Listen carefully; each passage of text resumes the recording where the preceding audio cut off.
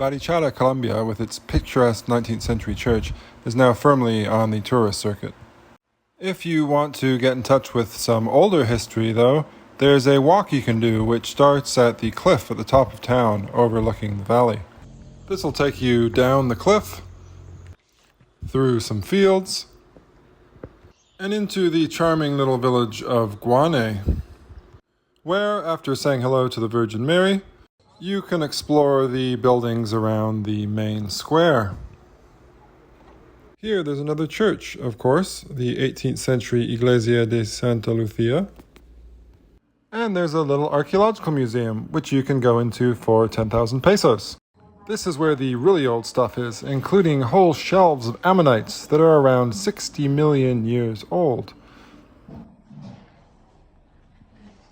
There's also some more recent stuff from the last couple centuries of the town's history, as well as some religious objects left by generations of priests.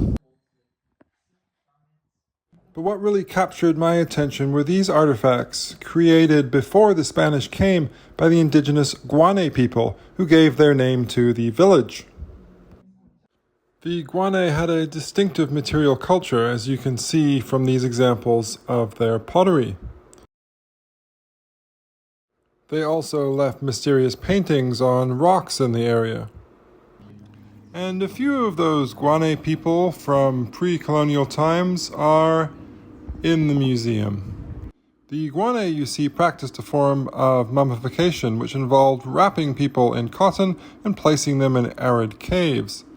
It's a form of mummification that's very similar to that practiced by the Guane's cousins, the fellow Chibcha language-speaking Muisca people, the ones who built El Infiernito and left gold artifacts in the Gold Museum in Bogota. If you look at the other Guane people who are still in the Guane Museum, though, you'll notice something else about them. They're curiously shaped skulls. The Guane skulls are not quite as curious as the famous conehead skulls of the much earlier Paracas culture of Peru. But the Guane did engage in artificial cranial modification, which apparently involved applying cloths and boards of wood to the heads. If all this is a lot to get your head around, you can step back into the square and hire one of the tuk-tuks, who for 30,000 pesos will be more than happy to take you back up the cliff and back to modernity, or at least back to the 19th century.